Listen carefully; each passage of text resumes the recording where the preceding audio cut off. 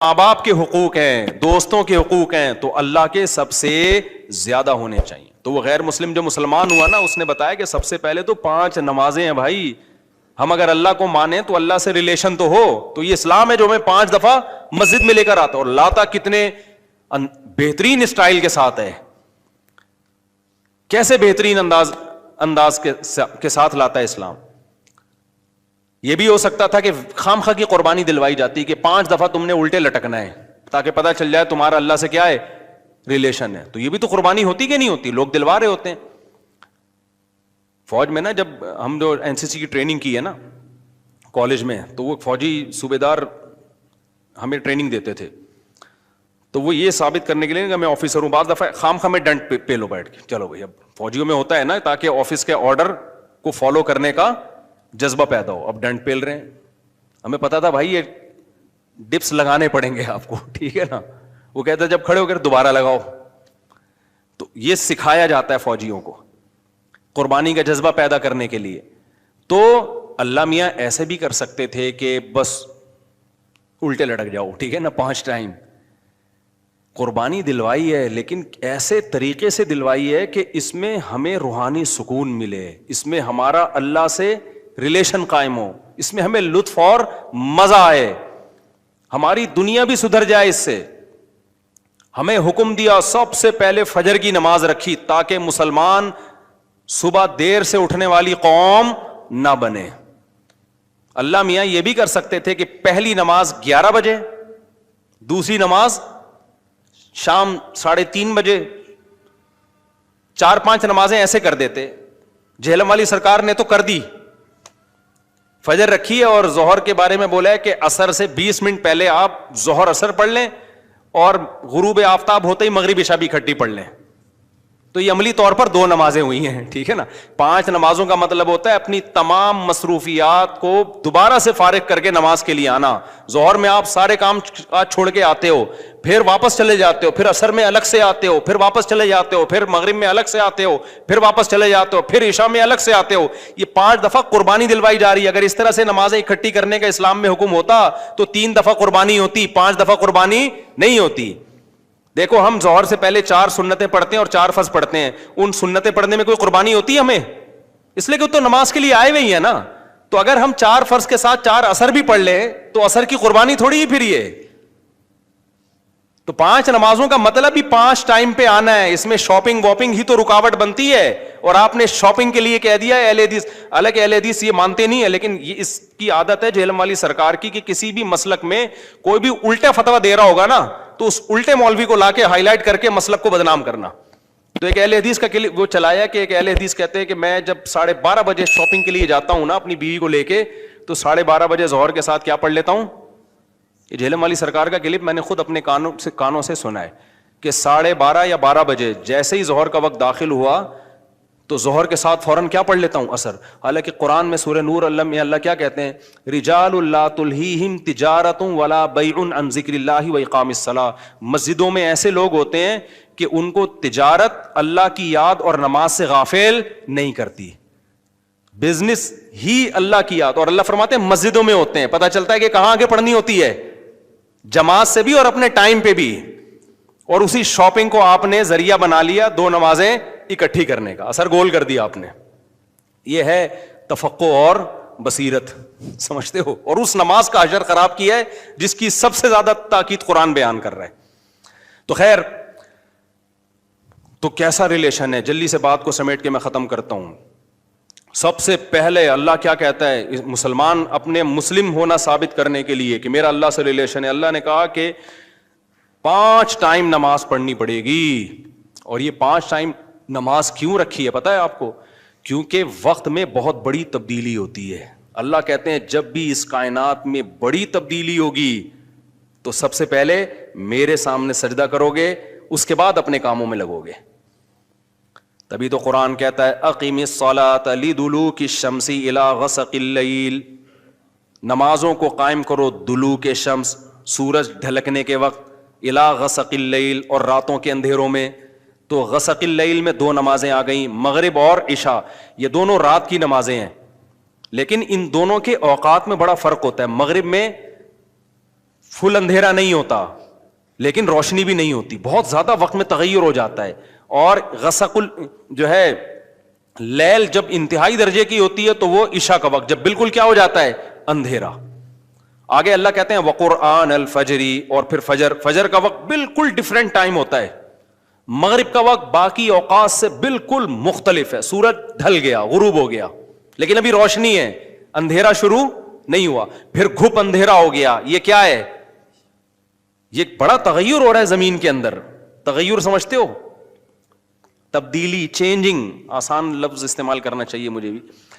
بڑی چینجنگ آ رہی ہے ٹائمنگ میں, اور اس سے انسان کے جذبات میں اور احساسات میں بڑا فرق پڑتا ہے. ظہر کا تو فجر کا وقت بالکل ڈیفرنٹ ہے, ابھی دن طلوع ہونے والا ہے. پھر سورج ہوتے ہوتے جب ڈھلکتا ہے نا, بالکل بلندی پہ پہنچ کے تیز تپتی ہوئی دھوپ ہوتی ہے جس کو اللہ دلوک شمس کہہ رہے ہیں. دلوک کہتے ہیں ڈھلکنا. تو سورج کا جو ڈھلکنا ہے نا, بلندی پہ جا کے لڑکنا نیچے, اس کو کیا کہتے ہیں؟ اس میں اللہ نے دو نمازوں کا ذکر کر دیا, ظہر اور عصر.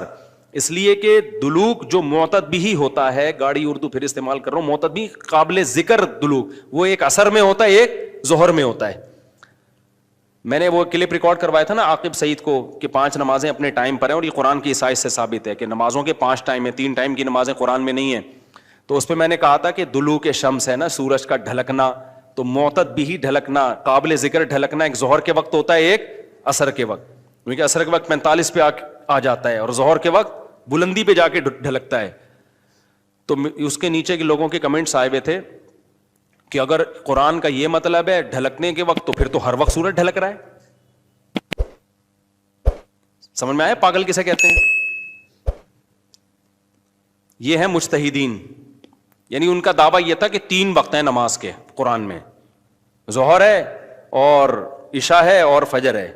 تو 3 وقت سے یہ ثابت کرنا چاہتے ہیں کہ ظہر عصر ملا کے پڑھ لو اور مغرب عشاء ملا کے پڑھ لو. اصل میں 3 ٹائم ہے, یہ غلط ہے. دلوک شمس کا لفظ ہے قرآن میں, اور دلوک سے مطلق دلوک مراد ہے, اور مطلق سے فرد کامل مراد ہوتا ہے جو معتدبی. دیکھو فرد کامل کو میں مثال سے سمجھاتا ہوں. پہلے میں یہ جنہوں نے اعتراض کیا نا اٹھ پٹانگ قسم کا, ان کے اعتراض کا جواب دوں. یہ کہتے ہیں ہر وقت, واقعی ہر وقت تو دلوک ہو رہا ہے, لیکن اس کا تو کوئی بھی قائل نہیں ہے. ایسے تو 1 کروڑ نمازیں ہو جائیں گی. ابے سورج بلندی پہ جا کے جب تک پورا غروب نہیں ہوتا تو ہر سیکنڈ ڈھلک ہی رہا ہے نا, تو کیا ہر سیکنڈ میں نماز پڑھیں گے؟ تو ظاہر ہے قرآن وہ بات کرے گا جو انسانوں کے فہم کے مطابق ہوں گی. تو اس سے صاف پتہ چلتا ہے وہ ڈھلکنا مراد ہے جو قابل ذکر ڈھلکنا ہو. تو قابل ذکر ڈھلکنا جس کو اصطلاح میں کہتے ہیں معتدبی ڈھلکان, وہ جب ہے جب بلندی پہ جا کے پہلی دفعہ ڈھلکنا شروع ہو اور پھر 45 کے زاویے پہ آ جائے. اس سے زیادہ ڈھلکان والی نماز حدیث سے ثابت بھی نہیں ہے. نہیں آئی میرا خیال ہے بات؟ تو مطلق سے فرد کامل مراد ہوتا ہے. اس کو میں مثال سے سمجھاتا ہوں. دیکھو میں آپ سے کہتا ہوں چائے لے کر آؤ, آپ برف ڈال کے ٹھنڈی چائے لے آئے, میں کہوں گا یہ کیا لے آیا؟ آپ کہیں آپ نے بولا تھا گرم چائے لاؤ. میں بولوں گا جب میں نے چائے کا لفظ مطلق بولا ہے, اس کے ساتھ کوئی گرم یا ٹھنڈے کی قید نہیں لگائی, تو اس سے فرد کامل ہی مراد ہوتا ہے. کامل فرد چائے کا کیا ہے؟ کامل درجے کی چائے کیا ہے؟ جو گرم ہوتی ہے, درمیانی درجے کا میٹھا ہوتا ہے اور مناسب سی پتی ہوتی ہے. میں نے آپ سے کہا چائے لے کر آؤ, آپ 6 چمچ زہر بنا کے نا پتیوں کے ڈال کے لے آئے, اور سب میں نے کہا یہ کیا لے کر آیا ہے؟ آپ کہہ رہے ہیں, آپ بول رہے ہیں چائے. میں کہا بھائی تو زہر بنا دی, تو آپ بولو آپ نے یہ تھوڑی کہا تھا نارمل چائے, آپ نے تو چائے بولا تھا, تو چائے میں تو کوئی بھی چائے. سمجھ میں آ رہی ہے بات کہ نہیں آ رہی ہے؟ یہ چیزیں اصول فقہ میں پڑھی جاتی ہیں جو آج کل کے اسکالرز نے نہیں پڑھی, تبھی قرآن و حدیث کا مطلب بھی ان کو سمجھ میں نہیں آتا. تو المطلق اذا اطلق یراد به الفرد الکامل, یہ اصول فقہ کا مسئلہ ہے اور لغت کا بھی مسئلہ ہے. یہ قاعدہ ہے, ضابطہ ہے کہ جب بھی کوئی لفظ علی الاطلاق بغیر کسی قید کے بولا جائے گا تو فرد کامل مراد ہوتا, اکمل نہیں. اکمل کا مطلب بہت اوپر کی زعفران والی چائے, نہ فرد کامل جو ناقص نہ ہو. زعفران والی چائے لے آؤ گے پھر بھی برا لگے گا. آپ بولو گے بھائی مفتی صاحب آپ نے چائے بولا تھا اور کہا تھا کہ فرد کامل مراد ہوتا ہے, تو میں اس میں زعفران ڈال کے لے آیا. اب میں پتہ نہیں زعفران پیوں نہیں پیوں یار, تو کیا کر کے لے آیا؟ میں تو کامل نہیں, میں تو اکمل. تو میں بولوں گا قاعدہ یہ ہے کہ مطلق جب بولا جاتا ہے تو نارمل جو کامل ناقص نہ ہو, اکمل مراد نہیں ہوتا اس سے. سمجھتے ہو؟ تو یہ قاعدے قرآن و سنت پہ بھی جاری ہوتے ہیں, کیونکہ اللہ میاں نے بھی تو کلام کیا ہے نا, نبی نے بھی تو کلام کیا ہے, تو نبی کے کلام میں بھی وہی لغت کے قاعدے چلیں گے جو عام قاعدے ہیں. سمجھتے ہو گے نہیں سمجھتے؟ تو اب دیکھو قرآن کہہ رہے اقیم الصلاۃ لدلوک الشمس، سورج کے ڈھلکنے کے وقت. تو ڈھلکنے سے فرد کامل، جو کامل درجے کا ڈھلکنا ہے، تو کامل درجے کا ڈھلکنا ایک جب بالکل بلندی پہ جا کے ڈھلکنا شروع ہوتا ہے، اس کو کہتے ہیں ڈھلکنا، پہلی دفعہ جب ڈھلکنا. اور دوسرا جب 45 کے زاویے پر، جو عصر کے قریب کا ٹائم ہے، جس میں سورج میں تغیر پیدا ہونا شروع ہو جاتا ہے، تو یہ ڈھلکنا ہے.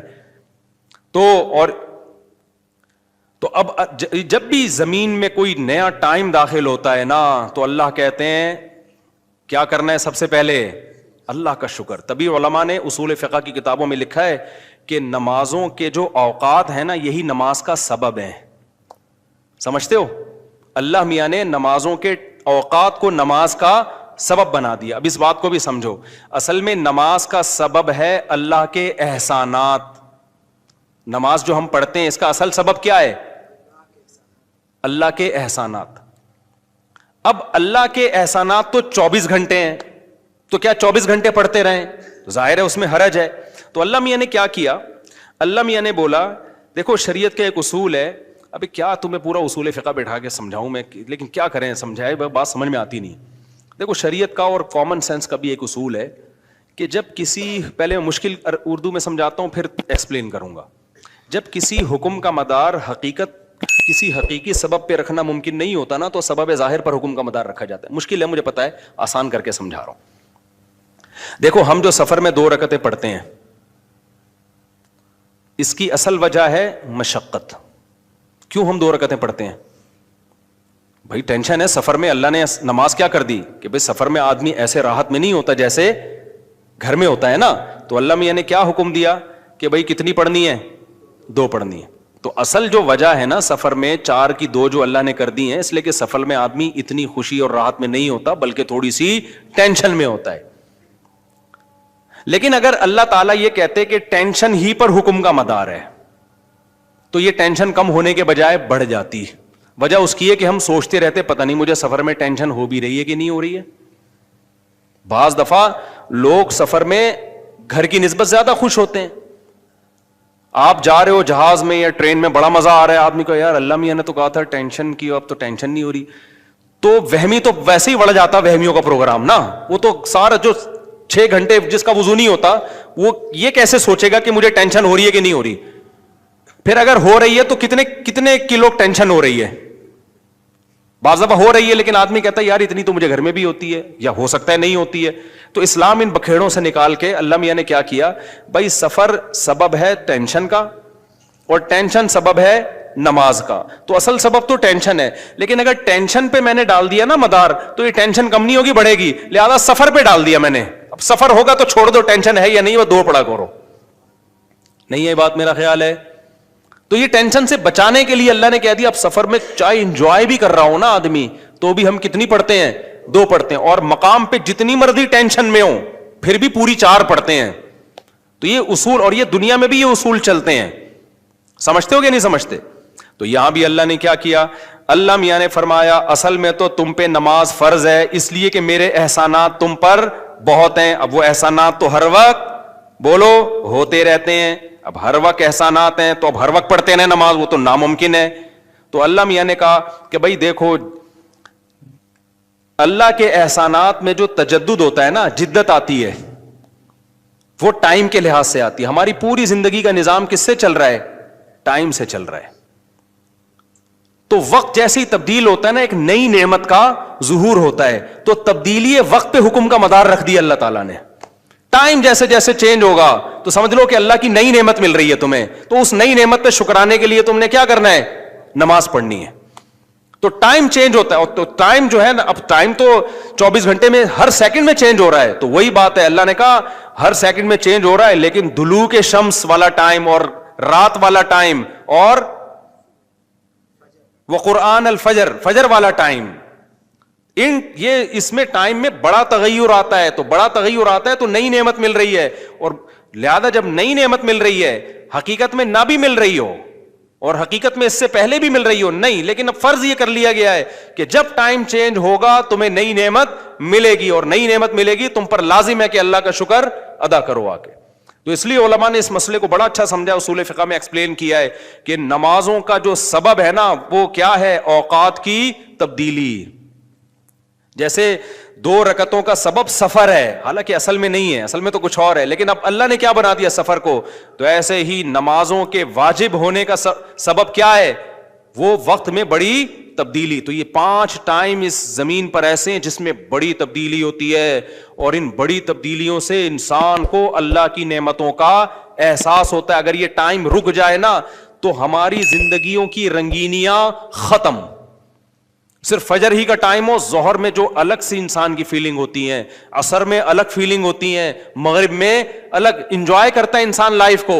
نہ ہر وقت اسے مغرب کا ٹائم چاہیے, اسے عشاء بھی چاہیے, لیکن ہر وقت عشاء نہیں چاہیے. اسے فجر کی بہاریں بھی چاہیے, لیکن ہر وقت فجر کی بہاریں نہیں چاہیے. اسے دوپہر کی چلچلاتی دھوپ بھی چاہیے, ہر وقت نہیں چاہیے. شام کی ٹھنڈی چھاؤں بھی چاہیے جو عصر کے ٹائم ہوتی ہے. اور کیسے سمجھائیں میرے بھائی, میرے پاس اس کے علاوہ, تبھی تو 5 نمازیں ہیں, تو 2 نمازیں اکٹھی بیٹھی نہیں ہوتی, سمجھ رہے ہو, کیونکہ اوقات 5 ٹائم چینج ہوتے ہیں اور بڑی تبدیلی آتی ہے. تو 3 ٹائم کیوں پڑھ رہے ہو بھائی تم نماز؟ باقی قرآن و حدیث کے حوالے کیا ہیں وہ میں انشاءاللہ بھی ریئیکشن ریکارڈ کرواؤں گا, اس پہ وہ آ جائیں گے. تو میرے بھائی, تو یہ اسلام ہے جو ہمیں کہتا ہے کہ جب وقت میں بڑی تبدیلی ہوگی تو تمہیں اللہ کی نعمت کو واقعی ہوتا بھی ہے. آپ رات کو سو جاؤ ٹائم پہ, صبح صادق کا وقت جب ہوتا ہے نا, نیند پوری ہوتی ہے, خدا کی قسم دل میں ذرا سی بھی اللہ کی محبت کا جذبہ ہونا تو انسان کے دل میں اللہ کی محبت کی چنگاریاں پیدا ہوتی ہیں صبح کے ٹائم کو دیکھ کے, کہ میرے رب نے مجھے رات کو سلا دیا اور بالآخر اب سورج دوبارہ سے نکل کے اپنی ذمہ داری پوری کرنے والا ہے. دل چاہتا ہے اللہ کو راضی کروں, اٹھوں, میں اللہ کے سامنے جاؤں. ہم تو پوستیوں کی طرح, میجورٹی تو سو رہی ہوتی ہے نا, اٹھتی 12 بجے ہے کم وقت, اس کو کیا پتا وہ صبح اور وہ چھاؤں ستاروں کی اور وہ نور. شاعر نے کہا تھا, اگلا مصرع بھول گیا کیونکہ نبی میں رٹا لگا کے یاد کیا تھا 9th کلاس میں اردو ادب میں. وہ صبح اور وہ چھاؤں ستاروں کی اور وہ نور, دیکھے تو غش کرے ارینی گوئے اوجے تور. واہ واہ, اب یاد آ گیا. آپ کو سمجھ میں نہیں آیا ہوگا کیونکہ اردو برباد ہو رہی ہے. شاعر نے کہا ہے ارینی, موسیٰ علیہ السلام نے کوہ طور میں کہا تھا نا ارینی, اے اللہ مجھے اپنا جلوہ دکھا.